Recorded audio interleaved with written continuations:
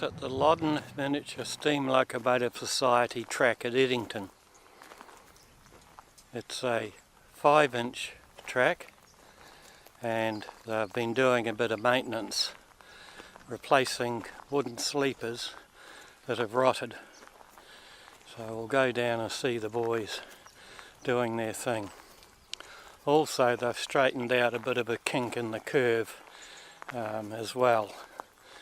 Had to alter the curve and cut a bit off one rail, joined it back up. It's now a nice curve.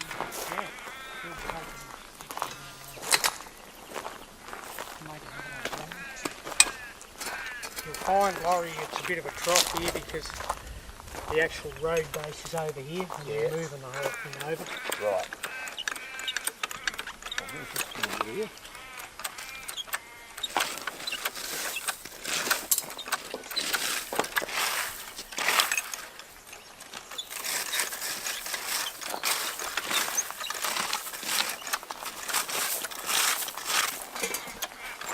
As these sleepers have been down approximately 20 years, the grooves have worn and the track's now under gauge in quite a few places.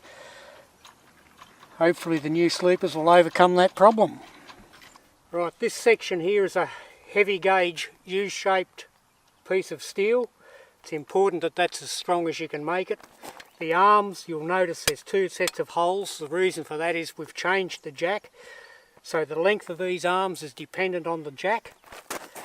It's important that these sides, your jacking, sit against the rail. Underneath the jacking system, you have 2 guides that are set at the gauge of the track. On this side, we have a drop-down hinge which sits against the previous sleeper to give you a constant sleeper spacing. And that's about it.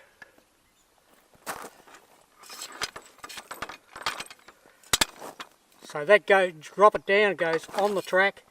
When you put a sleeper on, they've got to be in against it, otherwise you'll break the sleepers. And that just slides along. As you can see, we've already pushed a sleeper on here. To get the distance of the next one, that just drops down and that sits against the sleeper, which will give you your exact distance for the next sleeper. And then that, as you slide it along, that will ride up over the sleeper and drop down. We'll just give you a quick demo of how it works. You may have to lift your track up a little bit to get the sleeper in, or you can move the arms out of the way. It's very important that the arms are in tight against the rail. As you can see here, the spacer is down against the previous sleeper. Lindsay will now jack.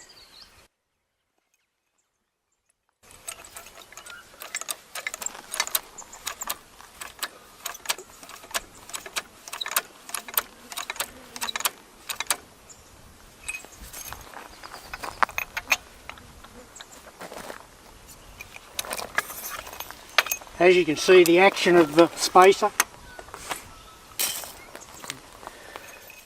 The site at Eddington is a beautiful shaded site with lots of gum trees, and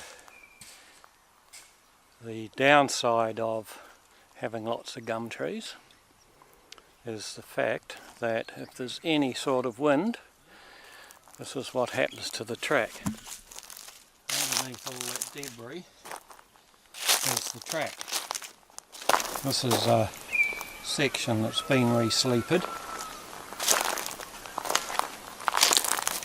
And if I come over to this other track here, they're the old wooden sleepers.